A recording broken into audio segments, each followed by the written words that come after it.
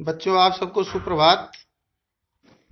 कल हमने माखनलाल चतुर्वेदी जी द्वारा रचित एक अनिवार्य कविता कैदी और कोकिला को पढ़ना शुरू किया था।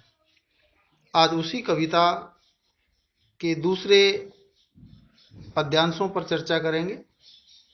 थोड़ा सा कल के जो कल आपको पढ़ाया गया था उसके बारे में थोड़ी सी पहले चर्चा कर लेते हैं। कल हमने पढ़ा था माखनलाल चतुर्वेदी जी के बारे में, कैदी और कोकिला के शुरू के दो पद्यांश, जिसमें बताया गया था कि किस प्रकार से ब्रिटिश सरकार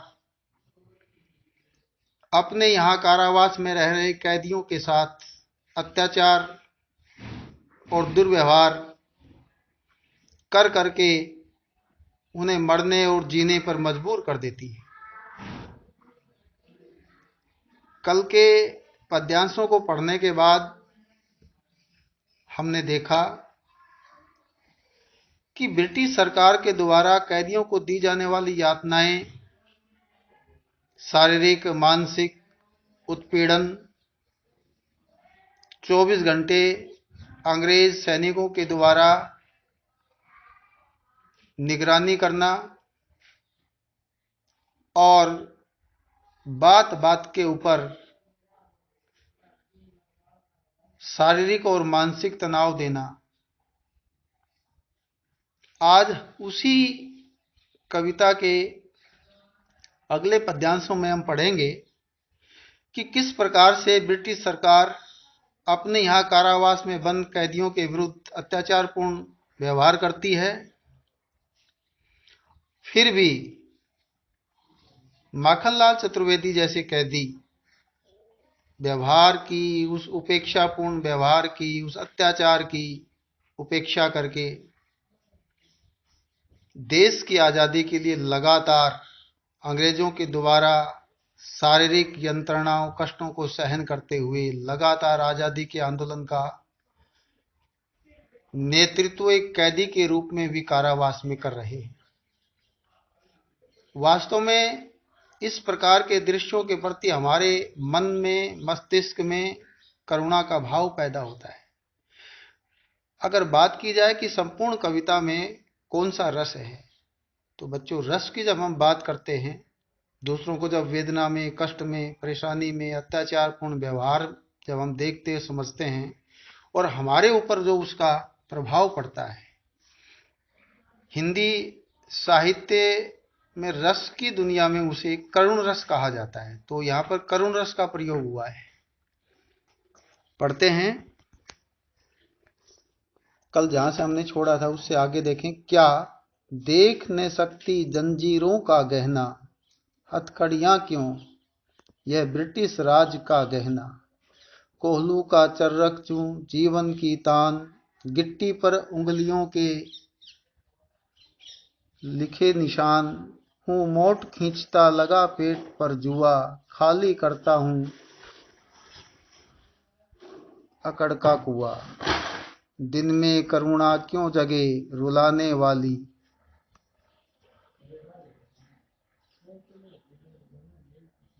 दिन में करुणा क्यों जगे रुलाने वाली, इसलिए रात में गजब ढहा रही आली। सबसे पहले शब्दार्थ पर बात करेंगे। शब्दार्थ में हम देखते हैं जंजीरें, हथकड़ियां, गहना, आभूषण। गिट्टी, कैदियों के द्वारा पत्थरों को फोड़े टुकड़े, छोटे छोटे टुकड़े किए जाने के कारण हाथों में पड़ने वाले उनके निशान। मोट खींचना एक जुआ होता है चमड़े का बना हुआ, जैसे बैल को बांधा जाता है, ऐसे ही अंग्रेज सरकार अपने यहाँ कारावास में कैदियों को बांधते थे। तो कैदियों के ऊपर बैल की तरह से लगाए जाने वाला एक प्रकार का जुआ। खाली करता हूं अकड़ का कुआ, अकड़ का मतलब ऐंठना। करुणा, दया और अंतिम पंक्ति में आली, जैसा कि कल भी हमने पढ़ा था और बताया था कि ये शब्द बार बार आएगा। यहां भी आली शब्द कोयल के लिए प्रयोग किया गया है। तो इस पद्यांश में मैथिली शरण गुप्त जी कोयल को संबोधित करते हुए कहते हैं, क्या देख न सकती जंजीरों का गहना। हे कोयल, क्या तू मेरे हाथों में लगी हुई हथकड़ियां देख नहीं पा रही है? जो हथकड़ियां अंग्रेज सरकार ने हम भारतीय कैदियों के हाथों में पहनाई हैं, वास्तव में ये हथकड़ियां नहीं, ब्रिटिश साम्राज्य के द्वारा कैदियों के हाथों में पहनाया गया एक आभूषण है, गहना है। यानी कवि यहां अपने आप को कैदी के रूप में हथकड़ियों को गहना स्वीकार कर रहे हैं। कोलू का चिर्रकचू जीवन की तान। अब कैदियों के साथ ब्रिटिश सरकार के द्वारा कारावास में जो अत्याचार किया जा रहा है, उस ओर कवि माखनलाल चतुर्वेदी जी संकेत करते हैं कि अब तो कैदियों के को शारीरिक और मानसिक अधिक यातना और कष्ट देने के लिए ये लोग कारावास में कैदियों के साथ कोलू को चलवाते हैं और कोलू को चलवा करके तेल निकालते हैं। और ये जो काम है बड़ा कष्टदायक, शारीरिक कष्टदायक है, पीड़ादायक है। जीवन की तान। कोयल को संबोधित करते हुए कवि कहते कि अब तो बस जेल में ही इस प्रकार से कोलू को लगातार चलाते रहना, तेल निकालते रहना, और कोलू के चलने से जो उत्पन्न आवाज है, ध्वनि है, बस अब तो केवल यही हमारे जीवन का संगीत रह गया है। हूं मोट खींचता पेट का वह जुआ। जिस प्रकार से बैल वजन को खींचने के लिए उनको जुआ लगाया जाता है, उसी प्रकार से चमड़े से बना हुआ कंधे के ऊपर अंग्रेज सरकार ने भी कैदियों के ऊपर जुआ लगा दिया है। और इसी जुए से मैं हमेशा शारीरिक कष्ट को सहन करता रहता हूं, कोलू को खींचता रहता हूं।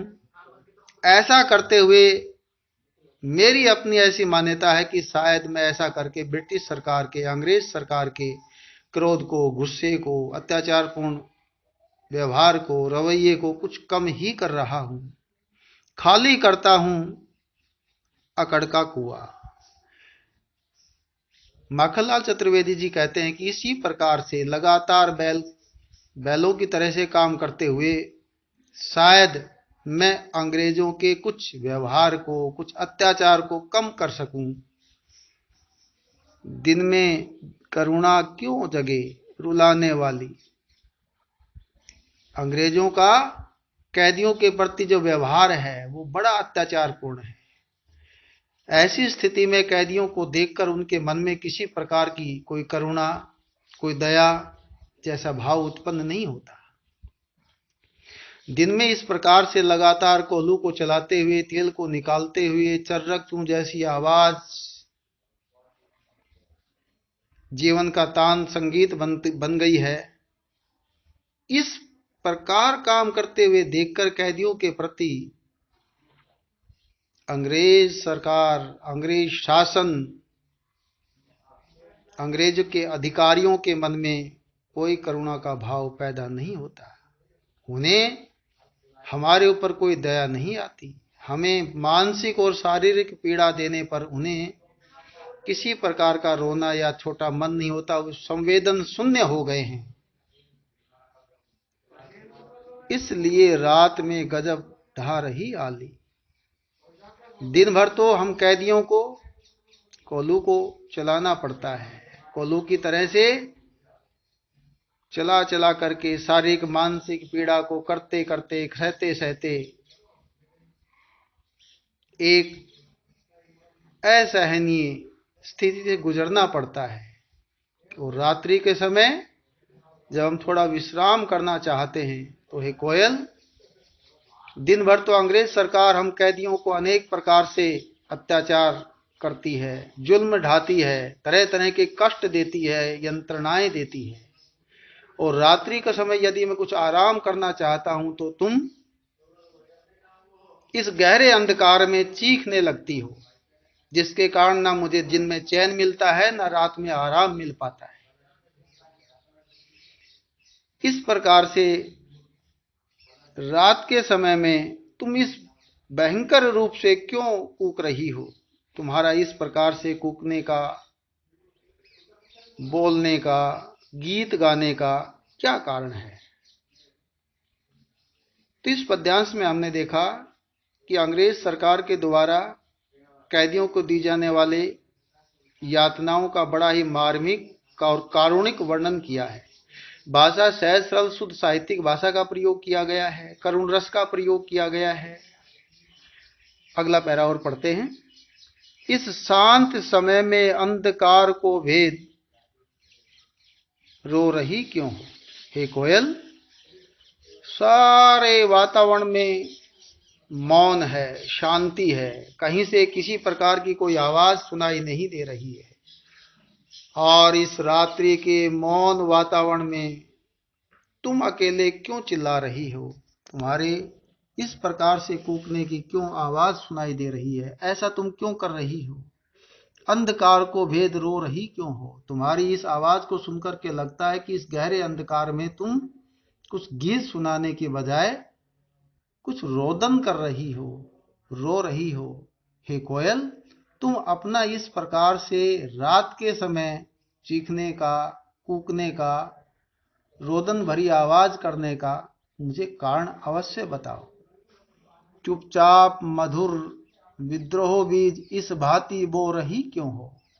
तुम इस शांत वातावरण में विद्रोह के अंकुर प्रस्फुटित क्यों कर रही हो? इस सब के पीछे कूकने का तुम्हारा कारण क्या है? हे कोयल, तुम अपने बारे में मुझे कुछ बताओ। मैं तुम्हारी वेदना को जानना चाहता हूँ, समझना चाहता हूँ। तो इस पद्यांश के अंदर भी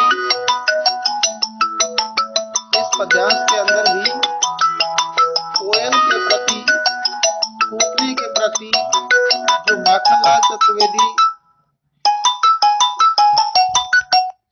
जो माखनलाल चतुर्वेदी जी के मन के भाव हैं वो प्रकट हुए हैं। भाषा की बात करें, भाषा सहज है, सरल है, भावों के अनुकूल है। संबोधन शैली का प्रयोग किया गया है, प्रश्नवाचक अलंकार का प्रयोग किया गया है। कोयल के कूकने के पीछे उसकी वेदना के कारण को जानने का प्रयास किया जा रहा है। शुद्ध साहित्यिक भाषा का प्रयोग किया गया है। अब इन पद्यांशों को पढ़ने के बाद जो प्रश्न बन रहे हैं बच्चों, उन प्रश्नों को भी आप देखिए और अपनी हिंदी अभ्यास पुस्तिका में लिखिए और याद कीजिए।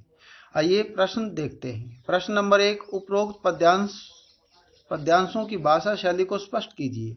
जैसा कि आपको बार बार बताया गया है कि इस पूरी कविता की भाषा सहज है, सरल है और भावों के अनुकूल है। शुद्ध साहित्यिक शब्दावली का प्रयोग किया गया है, यथास्थान सुंदर अलंकारों का प्रयोग हुआ है। कवि ने अपनी बात आम बोलचाल की शब्दावली को प्रयोग करते हुए प्रयोग की है। कैदियों के साथ किए जाने वाले अत्याचारों का वर्णन करें। इन दोनों पद्यांशों को पढ़ने के बाद हमें सहज स्थिति की अनुभूति होती है। प्रश्न नंबर 3, कविता में प्रयुक्त रस का नाम। बच्चों, इस पूरी कविता में कैदियों के ऊपर अंग्रेज सरकार द्वारा ढाए जाने वाले अत्याचारों का वर्णन किया गया है, इसलिए इसके अंदर करुण रस का प्रयोग हुआ है। और करुण रस की बात करें कि ये करुण रस कहाँ उत्पन्न होता है। करुण रस किसी व्यक्ति को कष्ट में देखकर, किसी व्यक्ति को शारीरिक और मानसिक रूप से वेदना में देखकर, किसी जरूरतमंद व्यक्ति को अन्य व्यक्ति के द्वारा लगातार कष्ट दिए जा रहे हैं, उस स्थिति को देखकर हमारे मन में करुण रस उत्पन्न होता है। अगला क्वेश्चन है, कवि को रात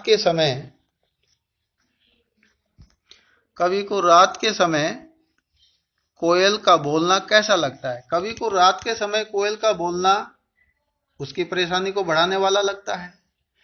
कोयल की आवाज वेदना को बढ़ाने वाली प्रतीत होती है। रात को कवि दिन भर की थकान के बाद विश्राम करना चाहता है और उस विश्राम में कोयल का कूकना उसको खलल डालता है, परेशानी पैदा करता है। कवि इस प्रकार से रात के समय कोयल के कूकने के बाद जानना चाहता है, कारण को जानना चाहता है। अगला प्रश्न करें तो अगला प्रश्न यह है कि हथकड़ियों को गहना क्यों कहा गया है? अंग्रेजों के द्वारा कैदियों के हाथों में पहनाई जाने वाली हथकड़ियों को कैदियों ने गहना इसलिए कहा है क्योंकि ये गहने धारण करके ही वह कोल्हू को चलाते रहते हैं, तेल निकालते रहते हैं, अनेक प्रकार से बौद्धिक, मानसिक और शारीरिक कष्टों को सहन करते हुए भी उनकी यह मान्यता है कि हम ऐसा करते हुए अंग्रेज सरकार के घमंड को, उनकी अकड़ को कुछ कम ही कर रहे हैं। शायद उनकी मान्यता है कि एक दिन खुशी का सूरज जरूर निकलेगा और इस पराधीनता की बेड़ियों में जकड़ा हुआ ये भारत स्वतंत्र होगा, आजाद होगा और इस आजादी में हम कैदियों के द्वारा जेलों में रह करके आजादी के स्वप्न को पूरा करने के लिए जो कार्य किया जा रहा है कहीं उसका भी उल्लेख होगा। ये सब मानते हुए हथकड़ियों को गहना समझ करके कैदी अपना काम निरंतर करते रहते हैं और ऐसा करते हुए अपने काम के प्रति उनके मन में कोई उपेक्षा का भाव भी नहीं रहता है। तो बच्चों, इस प्रकार से आज के पठित पद्यांशों के आधार पर इन प्रश्नों को तैयार कीजिए, हिंदी अभ्यास पुस्तिका में लिखिए और याद कीजिए। अभी इस कविता के कुछ पद्यांश और शेष रह गए हैं, अगले वीडियो में उन पर बातचीत करेंगे। तब तक अपना ध्यान रखिएगा, स्वस्थ रहिएगा। आज का दिन आप सबके लिए शुभ और मंगलमय हो। आपका बहुत बहुत धन्यवाद।